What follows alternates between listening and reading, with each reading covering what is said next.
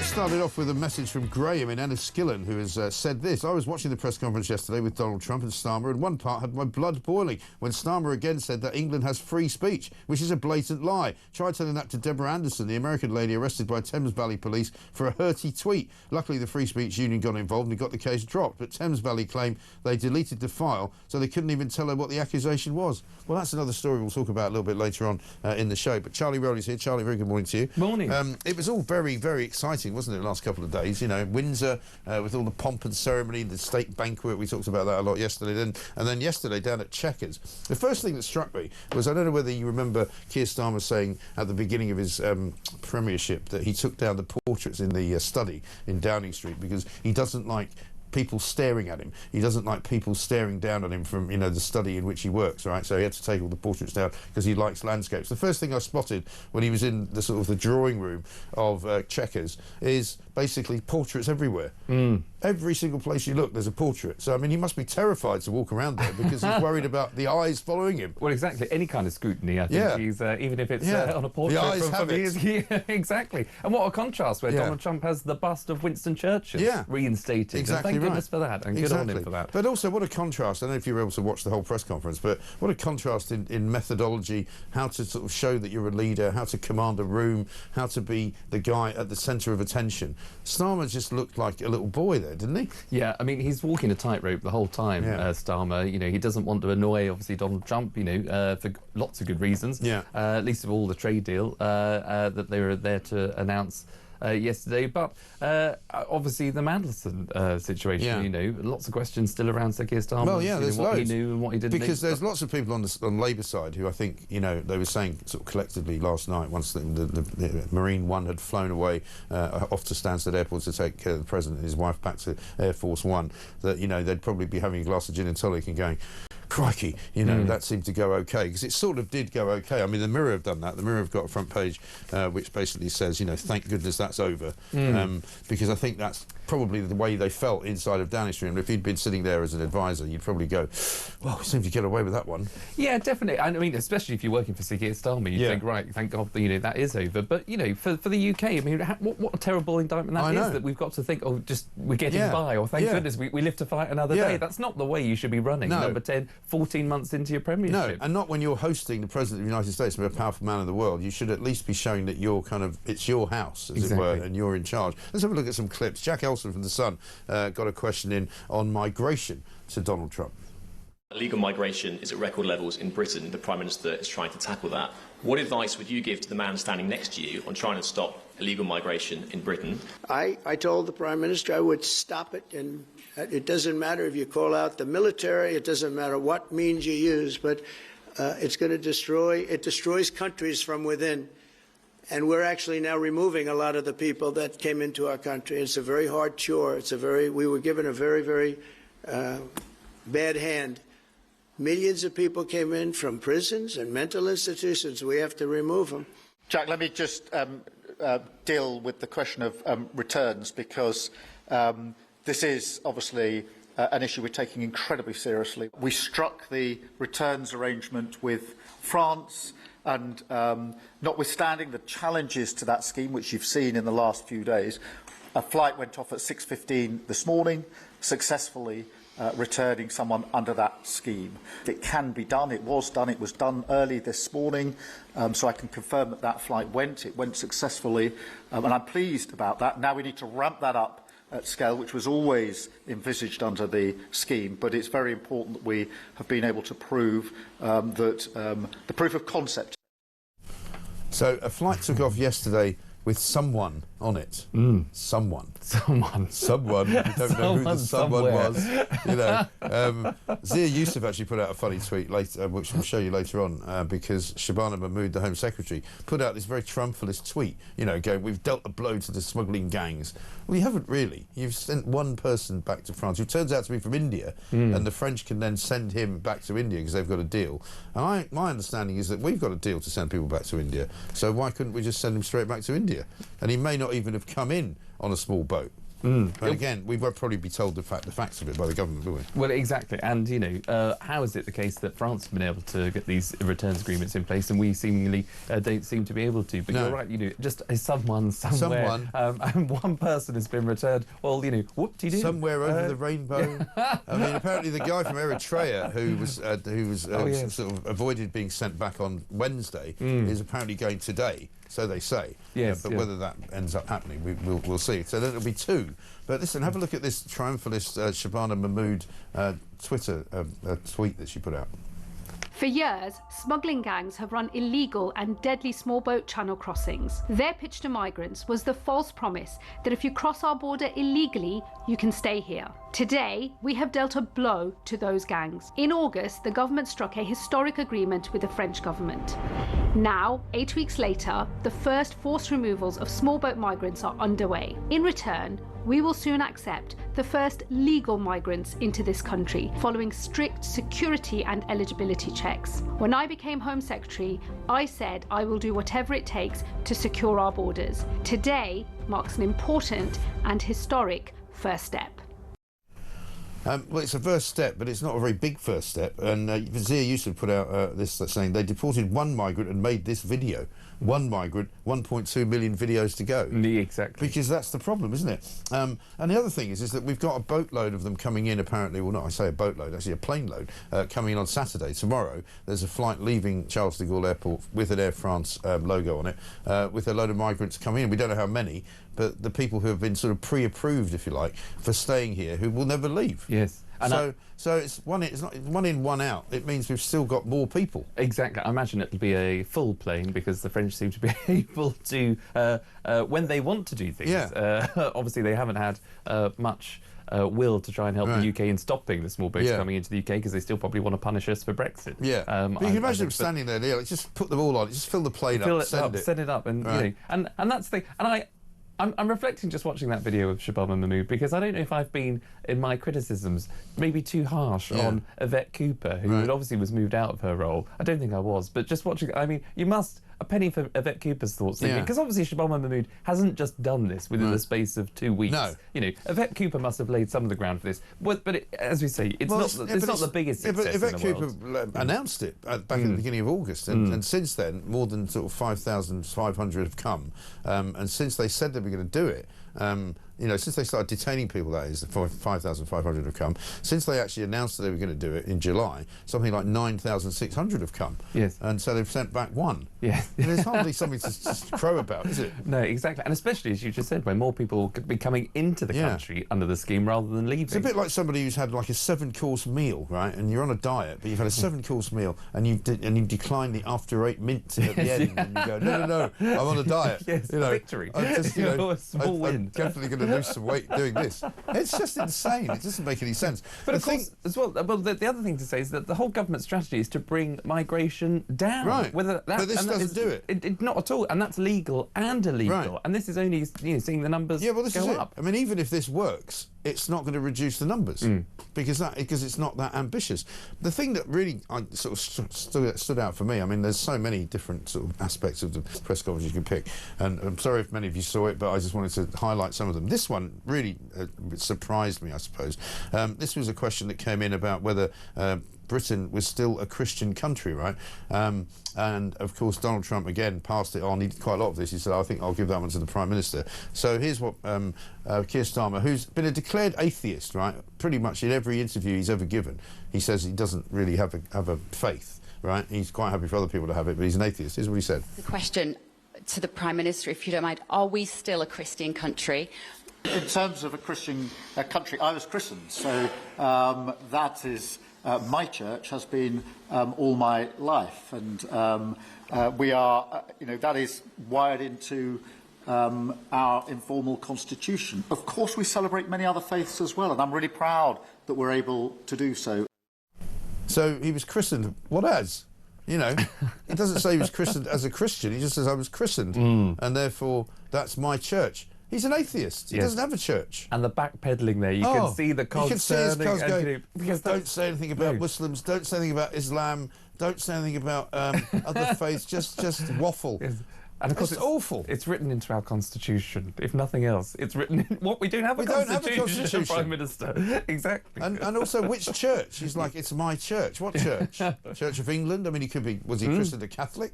I mean, it's so awkward. Yes, it's one of those. And I mean, there's a couple of brilliant observations. Harry Cole in The Sun he's like the sweating hero trying to defuse a bomb in a Hollywood movie. And that's kind of what he looked like. And the other version of that is Quentin Letts in the Daily Mail, who similarly describes him as, let me see if I can find it here. Starmer adopted the jaw-taut expression of a man who has electrodes attached to his sweetbreads. And then at any moment he'll say the wrong thing. Yes, you know. Don't mention the war. I mentioned it once, but I think I got away with it. How about Starmer talking about free speech? This will wind a few people up. I'm all for free speech. I'm also for protecting children from things that will harm them, paedophiles, those that peddle suicide, which had a terrible consequence for individual, particularly teenagers. And so that's the balance we strike. But we have had freedom of speech in this country for a very long time, and we will always protect it. Yeah, we'll always protect free speech. Only 2 days before that, some police from Thames Valley turned up at the house of a woman who's suffering from cancer to tell her to take down a Facebook post and apologise for it, even though it wasn't against the law. And they've been locking up somebody every single day, pretty much, for the last year that they've been in charge for some kind of free speech offence. Yes. And well done, Deborah Anderson. I think, I saw the video. Yes, and this is the woman in question. This is She's the woman, American, isn't she? American lady who got that knock on the door from a policeman who sat down in her front room and had the audacity to say, basically, I'm here because somebody's made a complaint about a post you put on social media and I want you to apologise. Yeah. If not, we're going to have to arrange for an interview down at the station. And she completely rejected this. And she was great. She was fantastic. She said, I've done nothing wrong. I've not broken the law. If you're not going to arrest me, then there's no business here. And by the way, you can see, and she says in the video, it's quite, she's very annoyed, obviously, but she says, look, I'm a cancer patient. You can see I've got no hair. I'm ill. I'm a sick woman. And yet you've got the audacity to knock on my door and question me when I haven't broken the law. You can't arrest me. And the officer, I mean, I don't know what he was thinking. He continued down the route. He wasn't. He was a computer says no kind of bloke, I think, by the looks of it, or whether he was a bit awkward. But she has obviously got a lot of coverage on social media, rightly so. The Free Speech Union group have went got to her her rescue, which was great, and that's fantastic. But the more incidents we see, yet again, when you would have thought police chiefs by now would have said to their constables, or police and crime commissioners should have said to their chief constables, I don't want to see another officer going to knock on somebody's door because of hurty words on a social media site or anything like that. And given that Donald Trump is visiting, particularly around the Donald Trump visit, when he's going to be talking about free speech, and Keir Starmer's going to be making out that he believes in free speech, please don't do it while he's here, which they then did. And I mean, that's why I find that so many people absolutely detest Keir Starmer, because he just lies. It's a flat-out lie that he believes in free speech. He doesn't. Harry Cole, though, the Sun's editor-at-large, actually spoke exclusively to the cancer-stricken mum, Deborah Anderson, you just mentioned. Let's have a look at that. Did it make you feel like a criminal? Yes. I've never been arrested in my life. I live a very quiet life. And here's the thing. Ultimately, it comes down to this. Pardon me. Even though I never found out what it was that I said exactly or what it was about, I even tried to find out roughly what it was about, and he couldn't tell me. The point is this. He said it wasn't against the law. This was not, he wasn't going to arrest me. I wasn't, I wasn't going to be arrested. So I'm kind of like, whatever it was I said doesn't matter, because if it's not an arrestable offense, then why is he at your front door? Exactly. Absolutely. What's your message to Keir Starmer then? What's your message to the British government as an American citizen who's felt the tough end of the British state for seemingly no reason at all other than being, as you put it so succinctly, a bit mouthy on the internet? What's your message to the British government? Well, I hadn't really thought this one through, but I would say that the British people are going to fight. They're not afraid to fight. They've been quiet all this time. They've been polite. They've been well behaved. But I think they're going to push things too far. I think people are starting to get angry. People are starting to get angry because, not least, because the Prime Minister of this country keeps denying that it's going on, particularly within the presence of American politicians. You know, he's done it before when he was with Trump in Turnberry. He said it there. He said it in the White House, remember, when J.D. Vance was asking about the whole business of free speech. We've had free speech for hundreds of years. You know, he doesn't want to seem to acknowledge that it's the Labour government who are dismantling it day by day. Totally. And when you, on the back of, you know, those Southport riots last year, which were obviously motivated for lots of different reasons, but to try and explain them away as that this was a group of people who were protesting because they were jumping on a far-right bandwagon, banding that term around, you know, far-right, when these are ordinary people that clearly just care about their communities. I think that was the biggest gaslighting of this British public that I've seen. And that's why we've seen ever since people not trusting Keir Starmer. And that's why we saw massive protests at the weekend of people coming out. And we're going to see more of it. And we're going to see more of it. Yeah, absolutely right. We're going to take a little break because we've got lots to do, lots of clips to show you. One from Jessica here in Dover. I heard the Indian migrant deported yesterday is going to be deported to India by France. If France can do that, why couldn't we have deported him to India? I mean, instead of sending him via France. Well, it's a perfectly good question. I don't know. Here's one from Barry who said, "Morning, Mike. Starmer proved what a liar he is again. He said yesterday he's a Christian, yet in 2021 he told the Times that he was an atheist." Well, he tells everybody he's an atheist. You know, the guy can't tell the truth.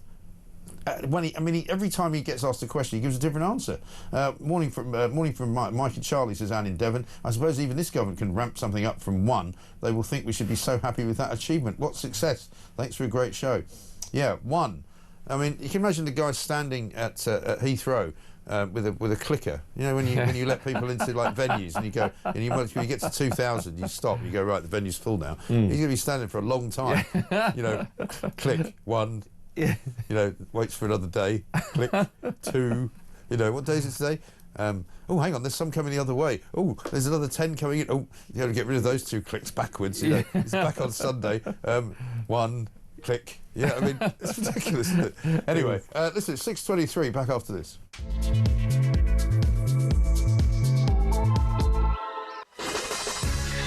Welcome back to Morning Glory, 6:26. I'm Mike Graham. It's Friday, the 19th of September. We'll have a few gaffes for you coming through the show later on. Charlie Rowley's here as well. We're looking through the papers, very much dominated by the mission yesterday at Chequers, where lots of pictures as well of the First Ladies. Kate, the Princess of Wales, and Melania Trump bond in the great outdoors. Interesting, Charlie, that they choose the second First Lady as the Princess of Wales rather than Keir Starmer's wife. Because, you know, I don't know whether that was because she wore that hideous green dress, but it was rather odd. I mean, forgive me for giving sartorial advice out, but, you know, you're a person that dresses reasonably well, as I am. You think when you've got the President of the United States visiting, you probably wouldn't wear a dress that makes it look as if you're about to take part in some kind of school, you know, I don't know, washing up run or something like that. Or, you know, quick trip to Camden Market to pick up some, you know, some French bread. You know, it's not very elegant, really, is it? No, and I think when, you know, obviously the UK has put on all the pomp and pageantry for the President, obviously to and you're secure... in this incredibly historic place. Yes, yeah, you would sort of think you'd scrub up a little bit for the occasion. You'd think you'd go for something a bit more traditional. Yes. You know what I mean? Yes. It's a bit sort of socialist worker party, isn't it? Yes, you know what I mean? Anyway, but listen, let's do a few more of these. 1 out and a plane load in, says Chris in Sussex. What don't the government understand what the voters want? Trump says use whatever means necessary, popular or unpopular, and it's worked for the USA on a land border. What a useless bunch we have in government. And Mick says, morning, Mike, if this wasn't so serious, it would be laughable. We send 1 plane to France with 1 on it, and tomorrow France will send us a plane full. Great show. Well, I'm not sure, definitely, it's going to be a plane full, but I wouldn't be surprised. I'm certainly, it would appear there'll be many more on it than we've sent them, because we've only sent them 2. And this is the other thing about the whole scheme, you know, Shababa Mahmood in that clip that you played earlier on, talking about how those that are going to come into the country have been, you know, vetted and they've gone through security checks. Let's see, because if anything goes wrong, if we're letting people into this country who've claimed that they've got some sort of family relative or relation and they come into the UK and commit crimes, then of course, you know, huge questions will be asked about. Well, we'll get onto that in a minute, because there are some real problems with some of the migrant stories that we've got knocking around today. Because last night in Epping, in fact, there was a quite a big demonstration that kind of started spontaneously, because there's one particular migrant who's been spotted in the grounds of various schools. He's been found in people's gardens. It's the same guy, and the police keep arresting him and letting him out on bail. And so people are getting really worked up about it. Also, the Mail today have got a piece on this Egyptian guy called Abdul Rahman Adnan Abu Layla, and he's the guy who was sent to prison earlier this week for raping a woman in Hyde Park. And it turned out not only did he come to this country illegally in 2023 on a small boat, well, not only was he being put up in a hotel in Ealing, but it turned out that he's also a member of the Muslim Brotherhood, and he's a convicted terrorist, right? And the reason he can't go back to Egypt is because he was sentenced in his absence for being a bomb maker to 8 years in prison. And yet we let him in. Yes. And the Mail says, how on earth didn't we know that a convicted terrorist has got through our porous border? It's a good question. Totally. And it all goes back to, you know, those two backstops that people keep arguing with. It's Article 8 or Article 10 of the European Convention of Human Rights, because, you know, they would be persecuted if they go back to their home persecuted country. for being a terrorist. Quite right too. Yeah. You know, that shouldn't be a blocker for you being deported or kicked out of the UK. Exactly. If you're facing crimes back home, face them. Right. Certainly if you commit crimes in the UK, it doesn't matter what situation you've got back home, you're not welcome in the UK. You shouldn't be able to stay. Right. So it's either that... It's not difficult, is it, this? No. And you know, people take the EU and the idea of Brexit out of it. You know, this would not happen in France. It wouldn't happen in Belgium. It wouldn't. You know, can you imagine? You even you've just got to pop over there for the weekend and you see that the police are happy to be as blunt as they need to be. And they're going to be doing it again this weekend because there's more protests going on. Exactly. They put the old crash helmets on and start cracking heads. Totally. And in the US example, you know, the greatest Western democracy in the world, they would not stand for any of this. Why is it us in the UK that feels as though that we have to be the softest of soft touches? Because when it we've comes got to these lefty lawyers, and we've got lefty judges, and we've got a lefty establishment, we've got a lefty Home Office,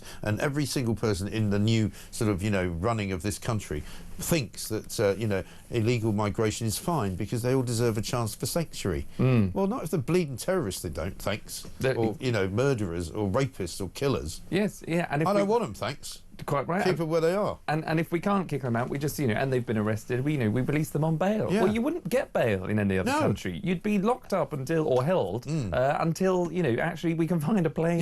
And I think we had a few seats, you know, the last week. Plenty. You know, plenty to sort of, you know, get rid of you. Exactly. Yeah, I mean, they should have a standby list, shouldn't they? You know, terror. Standby list, so if some court stops them from taking one person, you just put another one on. There should just be, you know, there should be literally a list as long as your arm of people that are undesirable that we don't want in the country. Let's get a voice note from Simon. Hey Mike, great show. I just fear that Labour will use this winter as a way of saying that the boat crossings have been reduced when the weather naturally gets worse with the winds shooting up.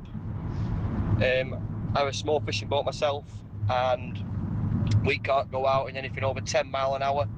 Well, obviously over the course of winter the wind jumps up significantly and it will reduce boat crossings, and I just fear that Labour will jump on the back of that and start going, well, we've already reduced the numbers, and the facts are it's because it's winter.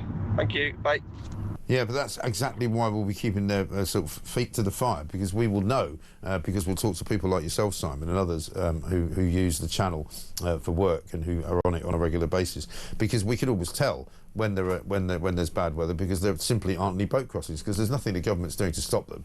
So if there isn't, because there was a period, I think about a month ago, where there was a whole week where there was hardly any crossings at all. The government weren't stupid enough to say we've managed to stop them because they knew it was because of the weather. Exactly. If the weather's blowing in one particular direction, they don't come. You know. Exactly. So I don't think we're going to get caught out with that. Let's have a look at what Trump said when he was asked about, you know, the killer question that Starmer was worried about. And I don't know whether we've got this particular look in the clip, but if you concentrate on how Starmer looks when the question gets asked, check this out. Lord Mandelson, he is no longer the ambassador. Do you have some sympathy with him that he lost his job over historic links to Jeffrey Epstein? Thank you very much, sir. I don't know him, actually. I had heard that, and I think maybe the Prime Minister would be better speaking of that. That was a choice that he made, and I don't know. What is your answer to that? Well, I mean, it's very straightforward. Some information came to light last week which wasn't available when he was appointed, and I made a decision about it. Yeah. There's another clip which we're going to get where you can see his eyes kind of widen when you can see that he's been given the hospital pass by Trump, and he just doesn't know what to do, and he's just kind of like, oh God, this is not what I wanted to be sitting doing, you know. And you can imagine behind closed doors, it's one where in order to get on the president's good side, you know, Number 10 have said, don't worry, any questions about Mandelson or Epstein, just pivot to the Prime Minister. He will be able to bat it away and say, well, so it was almost as a way to try to, you'd sell it to the president. It's a way of protecting him. Protecting himself, actually. Yes. It's more Starmer protecting himself, because he wouldn't want Trump to go off on one.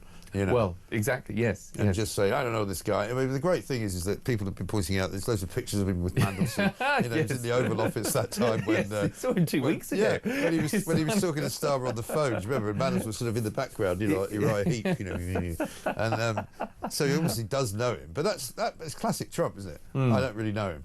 Yes, you know, not my problem. Yes, I don't know who that guy is. Yeah, it was the Prime Minister who appointed him. Over to you. You're better placed. Yeah, it's your job. Yes, your ambassador. Your problem. No, I don't know. Yeah.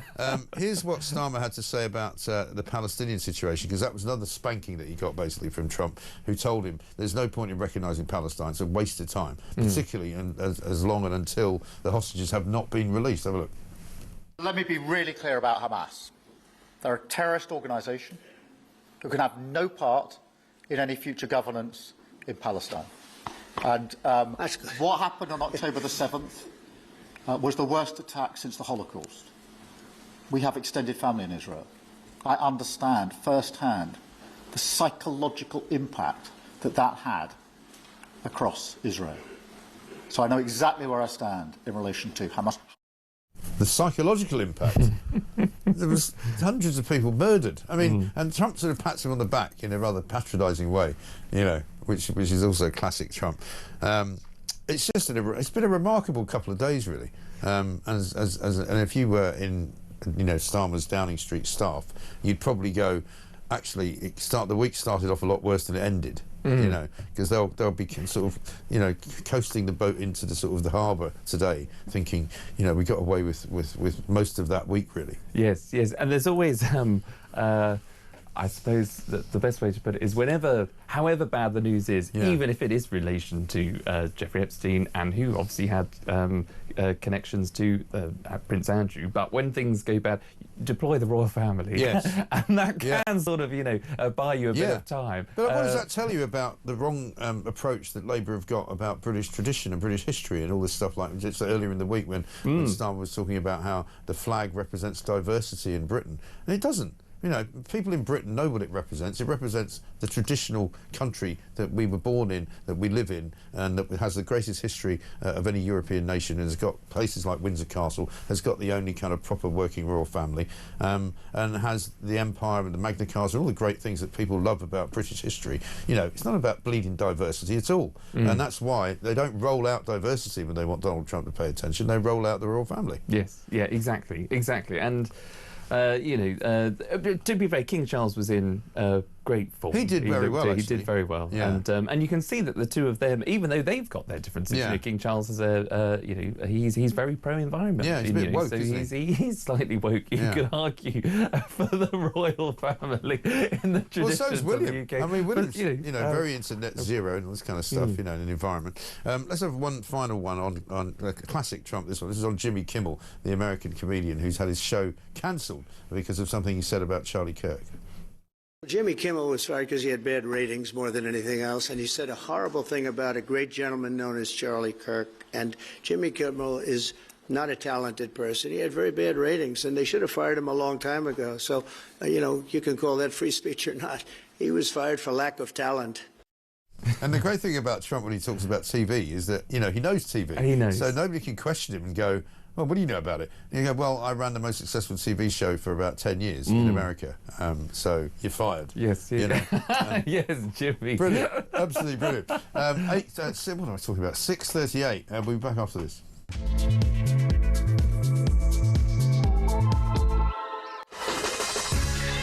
Welcome back to Morning Glory. It's 6:41, very nearly. Charlie Rowley's here with me. We're looking through the papers, some very funny stories as well, outside of the Trump axis and outside of what happened yesterday at Chequers. We should kick off perhaps with Ed Davey, who apparently in the midst of all of it decided to, boycott the state dinner, state banquet, because he said that he thought he would send a message to Donald Trump. And I think if you asked Donald Trump who Ed Davey was, he'd go, I don't know him.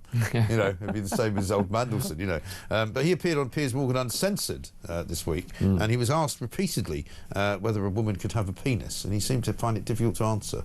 In May 2023, you told LBC that women quite clearly can have a penis. Well, actually, I didn't say that. What did you say? I was responding to a question, and what I actually said was that the vast majority of people identify with the same gender they had at birth, but there are a few who don't. For the record, do you believe women can have a penis? For over 20 years, we've had a Gender Recognition Act which has said that people who want to change their gender can do so. But do you believe that women can have a penis? I've explained that I think the vast majority of people have the same gender. Not people, women. But can women have a penis? So what I'm saying is... Well, can they or not? Listen, I'm answering Why are you my squirming? question. I'm not squirming at all. But I don't think I don't believe that any women can have a penis. You seem to think that some can.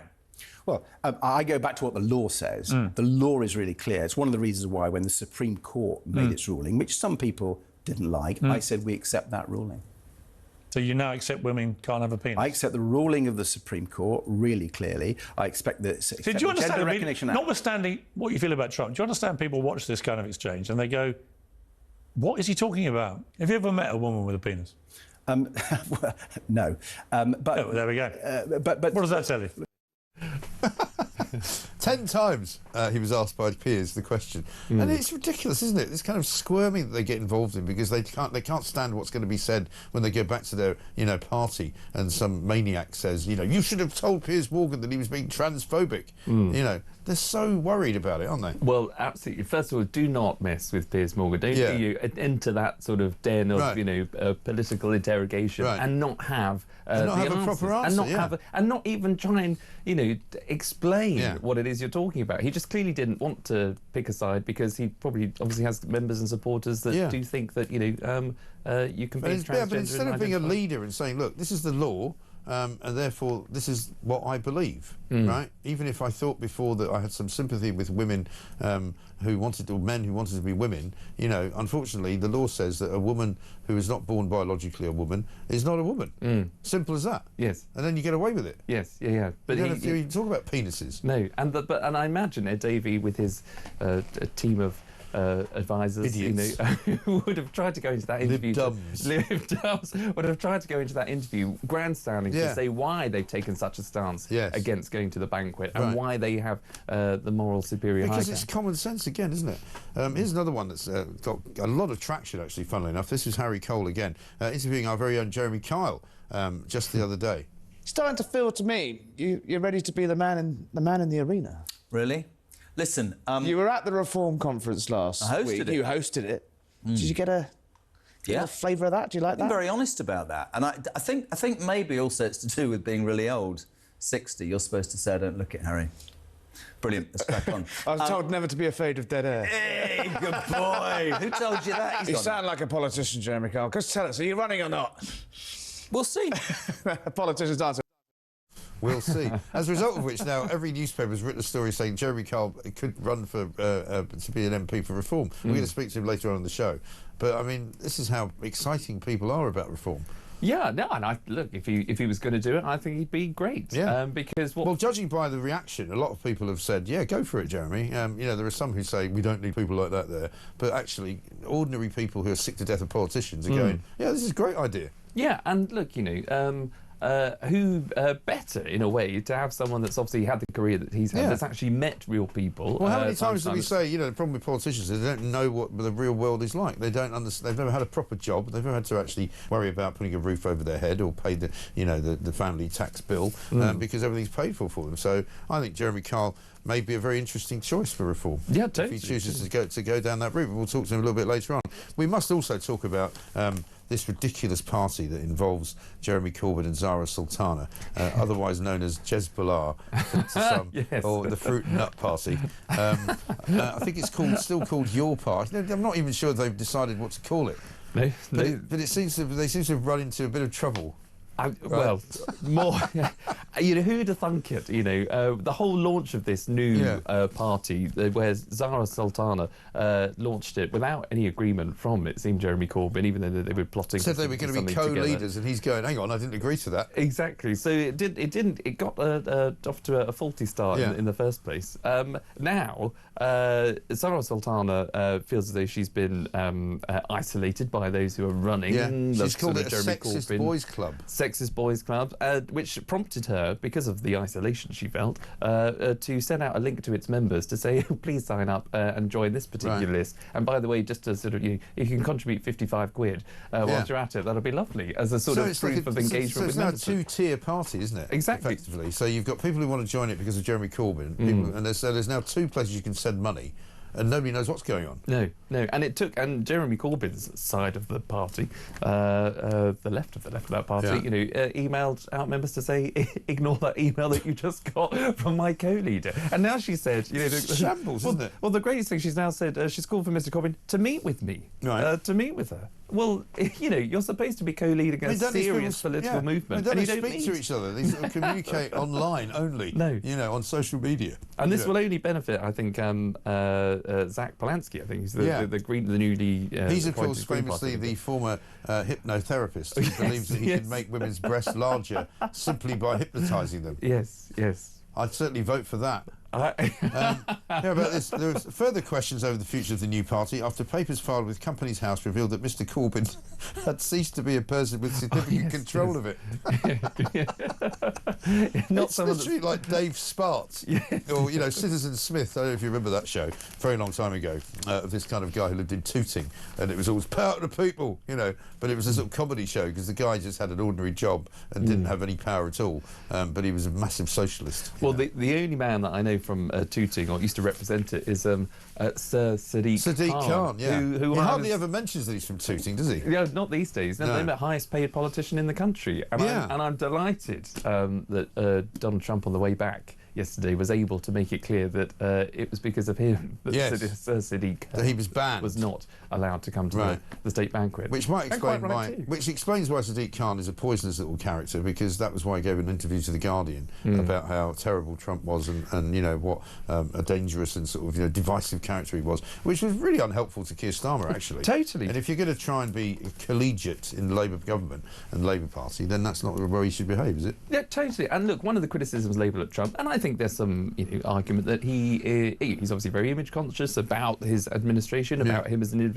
So there's he's incredibly thick-skinned at times. Obviously, you've got to be in that game, but I think there's sometimes a little bit of being thin-skinned. And so if you've got Sadiq Khan, I won't call him Sir Sadiq, but Sadiq Khan, throwing that kind of criticism and shade at Donald Trump. Donald Trump could have easily turned up and said, do you know what, actually, I'm not having that, and I'll scrap some of this deal, and I'm not going to give you 150 billion, I'm going to give you 2. Right. Because I don't like him. And none of it's going to go to London. And number 10 would have been in a total meltdown, and none of it's going to London. Exactly. Total meltdown could have ensued because of one man's short-sighted, short-minded, short-arsed. Sorry. Sorry. My apologies.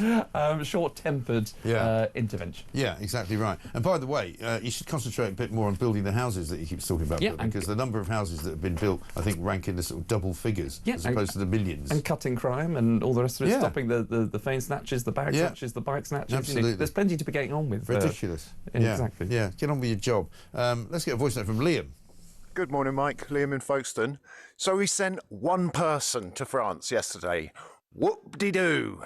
Do you know how much that cost? I can't even fathom. But so tomorrow then, when the Air France plane lands in Heathrow, will just one person be on it? There better be, but you can bet your bottom dollar there'll be 300 odd. Anyway, have a great day. Cheers, Mike. Liam, thanks very much indeed. This from Sean, who says, we'll get a bank holiday if they deport 2 on the same day. We probably will. And if we keep returning small boat migrants at the present rate, i.e. 1 week, says Peter, or 1 a week, it'll take 50,271 weeks to remove those who arrived in Starmer's first year as Prime Minister. To put it into perspective, that's almost 967 years. Right. So we'll be going for a while then. That's quite a lot of second terms, isn't it? 967 years, that's brilliant. That is absolutely brilliant. Was the one that returned to India one of the volunteers that was bribed to go, like the previous 35,000, says Ken in Oldham. Well, this is the thing. You wouldn't be surprised, would you? There's certainly no cause for celebration, that's for sure. Coming up, we're going to talk about Emmanuel Macron's wife. She's apparently got some pictures that prove she's a woman. I can't imagine what they are. Can you? This is Talk.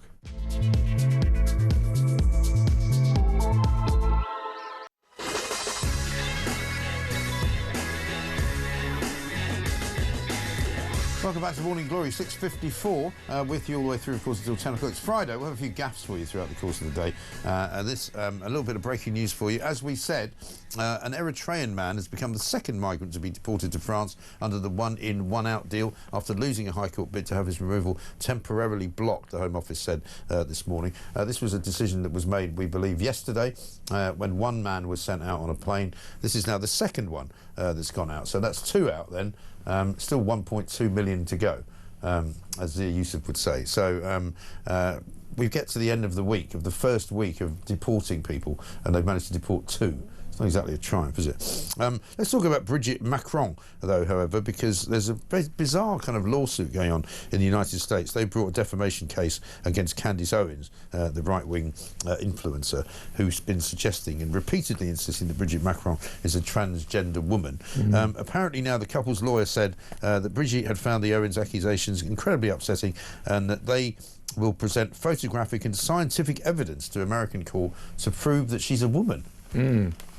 This is an odd story, isn't it? It's very odd. First and foremost, because you wouldn't have thought that, the president and the president's wife of any nation would be engaging with, someone who's just making just wild accusations anyway. But they've obviously been around for long enough and persisted where Brigitte Macron now feels that she's going to take on these accusations. Well, presumably some lawyers advised them, the only way to stop these claims being made is for you to actually fight them. Exactly, and they've instructed their lawyers, a chap called Tom Clare, who said that they, as a couple, are prepared to demonstrate fully, both generically and specifically, that what she's saying about Brigitte Macron is false. They're prepared to submit photographic evidence of her being pregnant, and this is in the Telegraph, page 3, where it goes on to say that Brigitte Macron, who's 24 years older than President Macron, and she was his teacher at one point. Was a teacher. She had 3 children from a former marriage, and she's got 7 grandchildren. So there will be photos, you would have thought, or Brigitte seems to suggest, or the Macron suggests, of Brigitte Macron being pregnant during that time. But it's just an extraordinary case. It's just a very odd thing to be going on, isn't it? Exactly. I mean, why rise to it? Why give this airtime? Because obviously by doing so, it's now obviously in more newspapers and column inches when it wouldn't have been before, when actually many people who aren't in the online world wouldn't have heard of this story at all. This is the problem. If you're not in the online world, and many people are not in the online world, you'd probably never have heard of it. No, exactly. Sorry, what's going on? Quite right. What's it all about? Exactly. Now, a couple of other funnies that we should just mention before we go, because it is Friday. Del Boy's tacky cocktail bar from Only Fools and Horses is going under the hammer. It could be yours for a cushy £600. Now, the reason I say this is because we have a nickname, obviously, for Keir Starmer, which is Rodney. And it's not actually a nickname because it's his real second name. Rodney! So there's a picture here of no money back, no guarantee. Rodders and Del Boy and Rodney at the bar. It's the creme de la menthe, Rodney. And I just wonder whether Keir Starmer could put his hand in his pocket and buy this and put it in Lord Ali's penthouse for the next time he goes round for a drink. And he'd have Del Boy's very own bar. Rodney!